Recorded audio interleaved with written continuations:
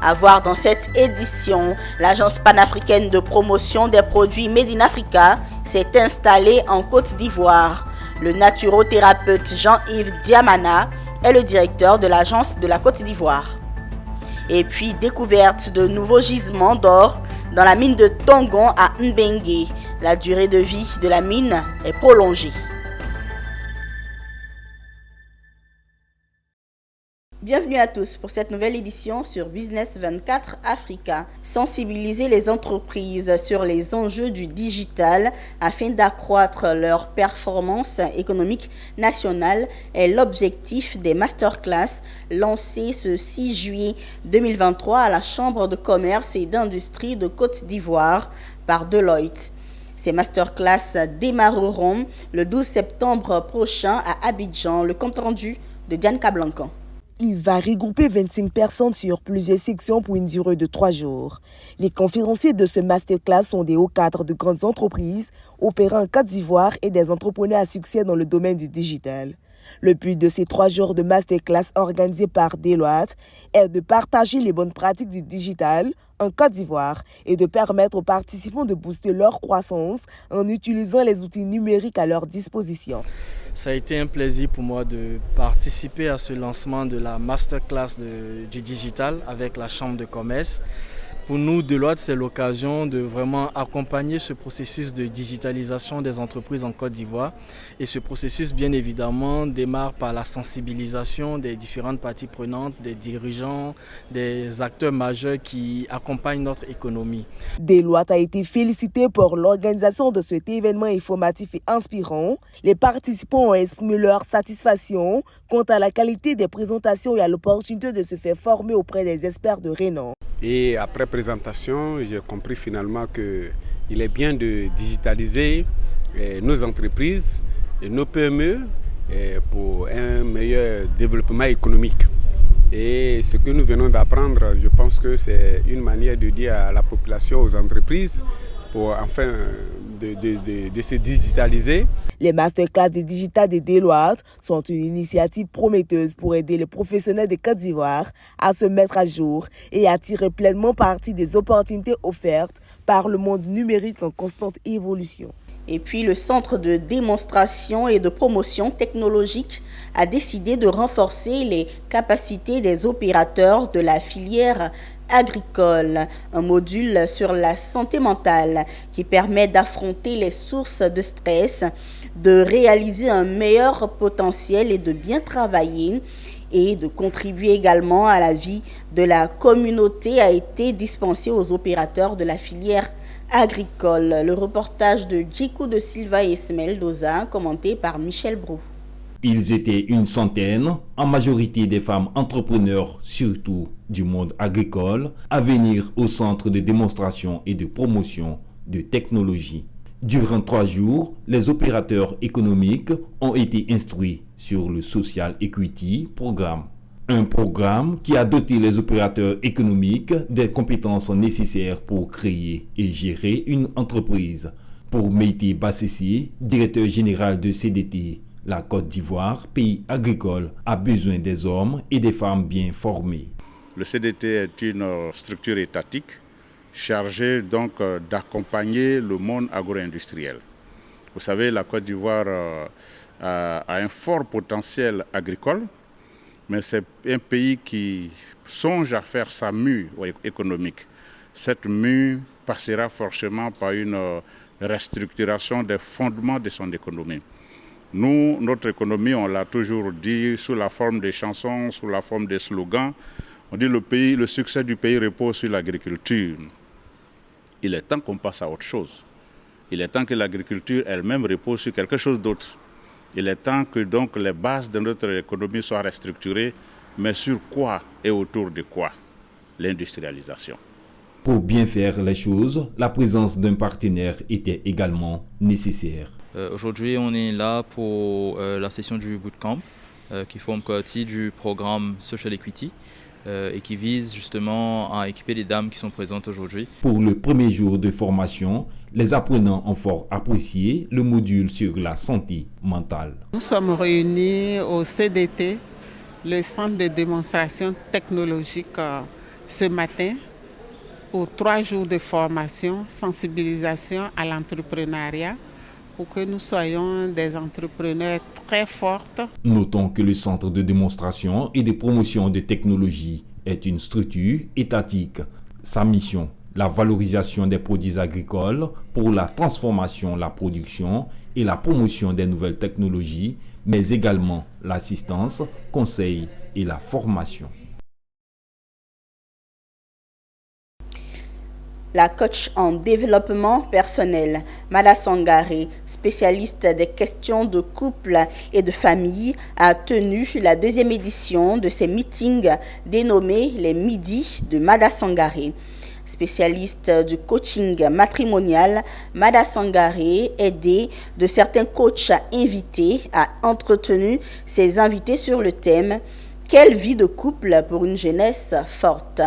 Reportage de Philippe Zabo et d'Augustin Kra. Elles sont venues nombreuses écouter les enseignements de leur mentor, Mada Sangaré. Le jeu en valait la chandelle puisque la vie en couple et la famille étaient au centre de leur débat.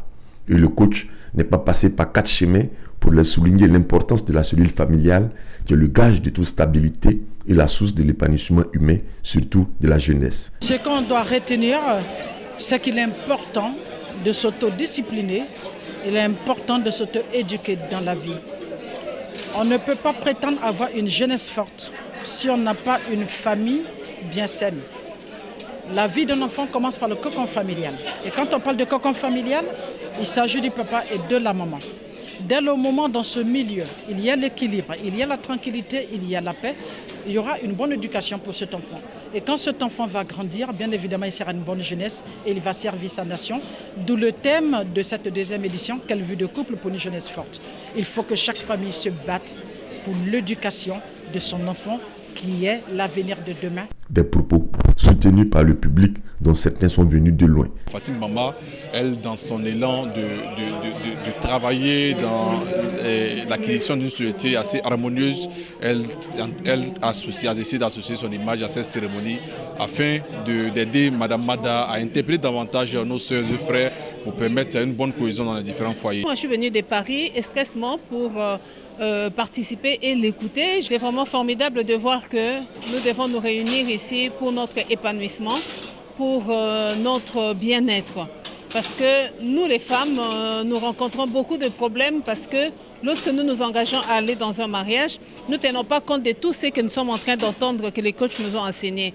La cérémonie a aussi servi de cadre à la présentation d'enfants souffrant d'infirmité motrice cérébrale, une maladie dégénérescente à qui Mada Sangaré a offert un chèque de 200 000 francs et d'autre part à la remise de trophées à des invités qui l'aident dans sa tâche. Promouvoir l'entrepreneuriat féminin est l'objectif de la Fédération des associations des femmes de la sous-préfecture de Bonoa. Le nouveau bureau mis en place depuis avril 2022 a été finalement investi ce 12 juillet 2023 par le maire de la commune de Bonoa lors de la journée de l'unité. Une installation qui relance les activités de la fédération au point depuis un bon moment. Les détails avec Pierre Tebeu et Nicolas Angoua. Une fois, 2 fois et 3 fois avec l'élévation s'il vous plaît. Merci, l'assistant musical, Madame Obamari Noël est la nouvelle présidente qui a la lourde responsabilité de redynamiser et de redonner une lisibilité aux activités des femmes de Bonoa.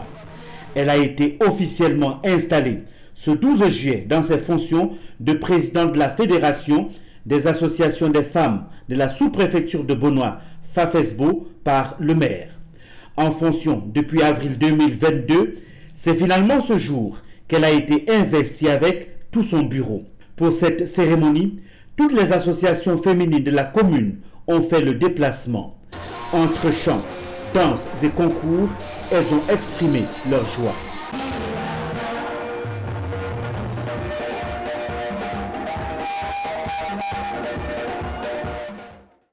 La nouvelle présidente nouvellement installée place déjà ce mandat sous le sceau du rassemblement et de l'unité. Mes premières actions, c'est de rassembler les femmes, de les mettre surtout en coopérative, en groupe, pour qu'elles puissent produire ce qu'elles sont déjà en train de faire. Parce qu'il y a le manioc, il y a surtout le manioc à Beaunois. Et les femmes produisent, mais elles sont seules. Donc je les mets ensemble pour qu'elles puissent produire en qualité et en quantité, afin de développer un peu le système de vente et de connaître aussi l'extérieur. Le président de la cérémonie veut donner plus de moyens à ces femmes pour nourrir davantage les populations et être plus autonomes. Donc nous sommes là pour les appuyer, pour les aider et les assister pour qu'elles puissent connaître une croissance, un développement et faire en sorte que cette association accueille davantage de femmes. Mais nous déjà, comme je l'ai dit là, il y a déjà les dispositions qui sont prises. Le président Akaoulé déjà a mis des fonds à la disposition des femmes, les fonds de garantie. Donner les moyens à ces femmes pour être davantage autonomes est le challenge qui attend la nouvelle présidente de la FAFESBO. Une note de promotion des produits Made in Africa dans cette édition. L'agence panafricaine de promotion des produits Made in Africa a posé ses valises en Côte d'Ivoire et la personne choisie pour la diriger est le naturothérapeute et chercheur Jean-Yves Diamana. Il a été choisi pour son engagement pour le développement de la Côte d'Ivoire. Zénab Dosso. L'agence panafricaine de promotion des produits Made in Africa est désormais représentée en Côte d'Ivoire. Elle sera dirigée par le naturothérapeute Jean-Yves Diamana pour avoir comptabilisé 17 années de sa vie à chercher et développer des solutions contre les maladies dites incurables. Pour l'ambassadeur de l'agence APEMA, le naturothérapeute est une icône pour l'Afrique, engagée dans le développement. Ce projet vise à promouvoir les produits made in Côte d'Ivoire et mettre en scène les valeurs que possède le pays. Dans sa nouvelle mission, le naturothérapeute Jean-Yves Diamana compte rassembler les inventeurs, les artisans et les producteurs à travers des rencontres sectorielles et plusieurs autres activités.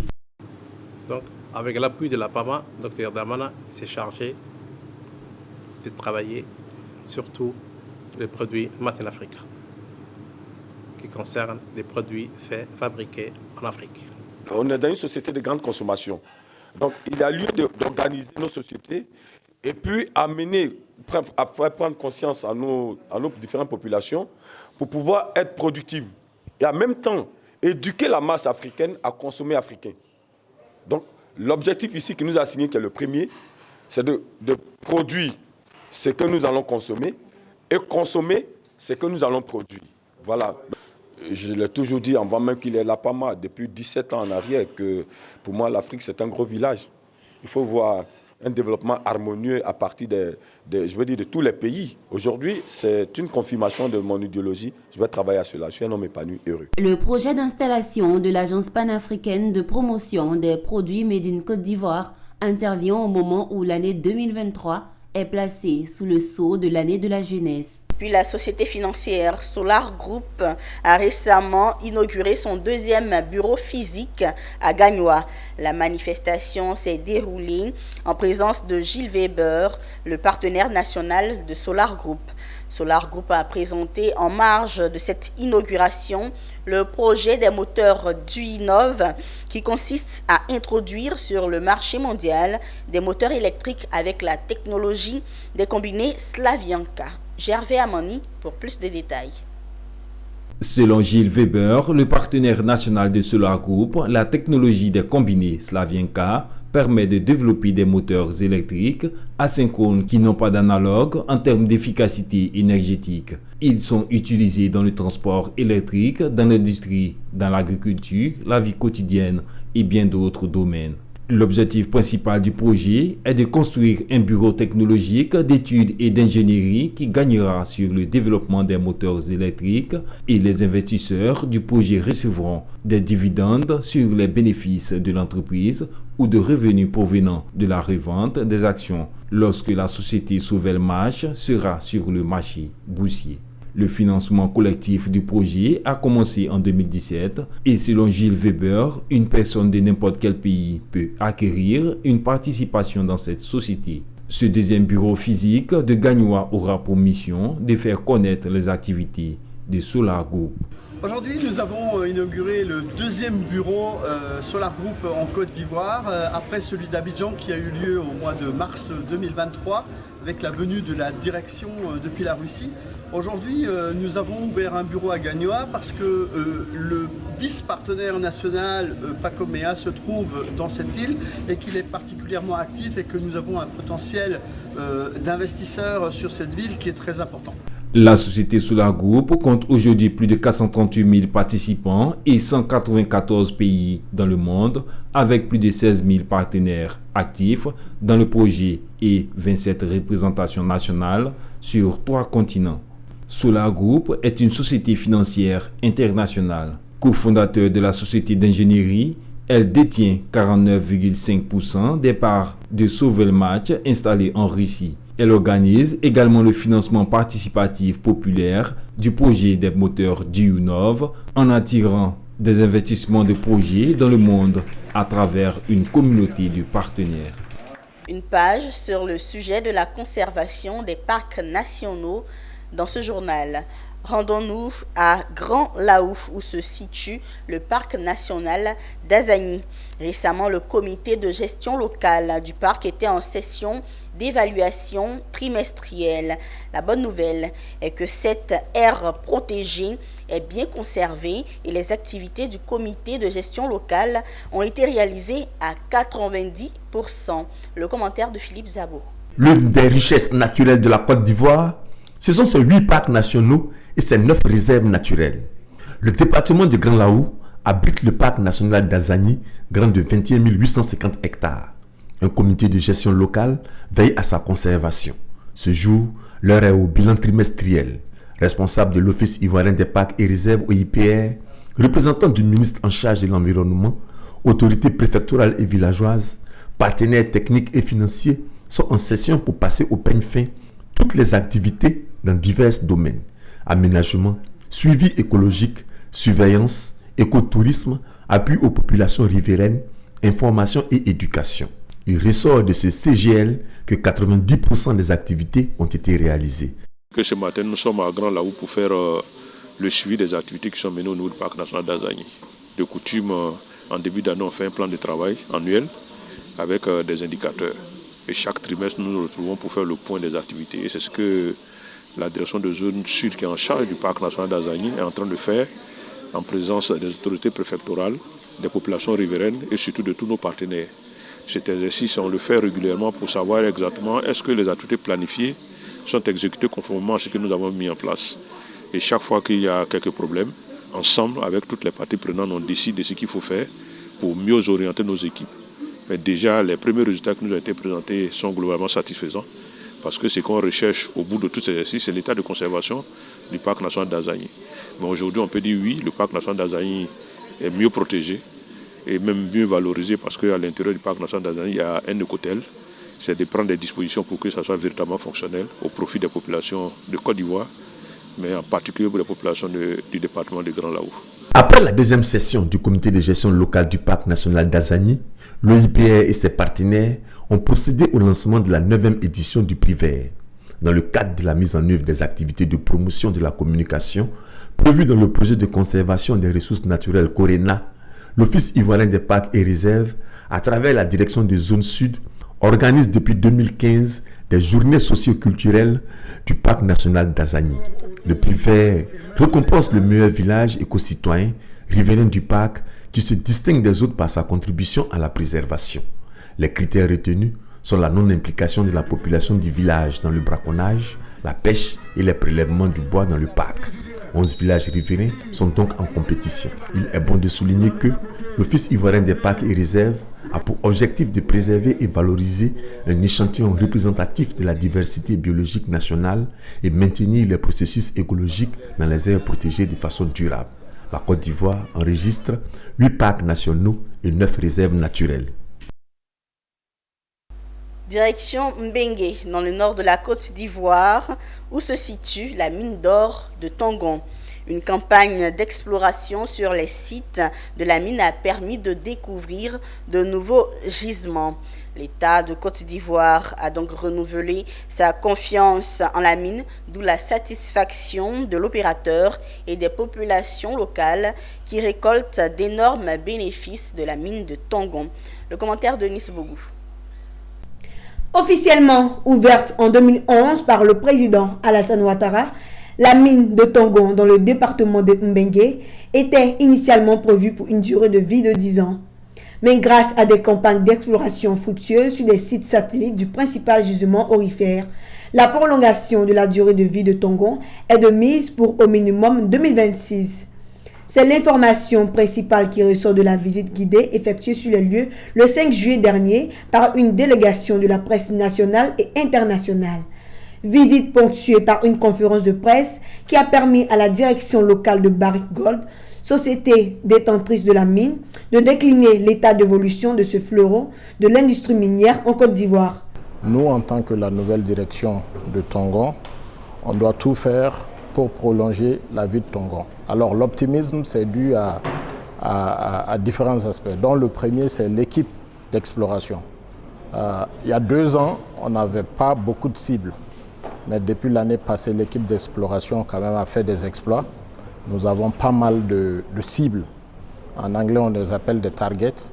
On a même créé des carrières basées sur ces résultats. On a la carrière de Sédou Nord, qui a été un exploit de l'équipe de l'exploration, d'ailleurs qui est composée que des Ivoiriens. C'est une équipe ivoirienne d'exploration. Cette prolongation de durée de vie est une bonne nouvelle pour l'État, car depuis sa mise en service, Tongon a injecté près de 1269 milliards de francs CFA dans l'économie ivoirienne sous forme de taxes, d'infrastructures, de salaires et de paiements aux fournisseurs locaux. Autre bénéficiaire de cette belle aubaine, les populations riveraines de la mine. En effet, sur instruction du PDG de ladite société minière, le docteur Mark Brixton, le développement communautaire occupe un volet de choix. À ce jour, ce sont plus de 9,6 milliards de francs CFA qui ont été investis principalement dans les domaines de la santé, de l'éducation, de l'agriculture et autres infrastructures socio-économiques. À savoir, un projet de création de riziculture conformément à la volonté de l'État de favoriser l'autosuffisance en riz. Mesdames et messieurs, ce sera tout pour cette édition préparée par l'ensemble de la rédaction de Business 24 Africa. Merci de votre fidélité et restez sur la télé utile.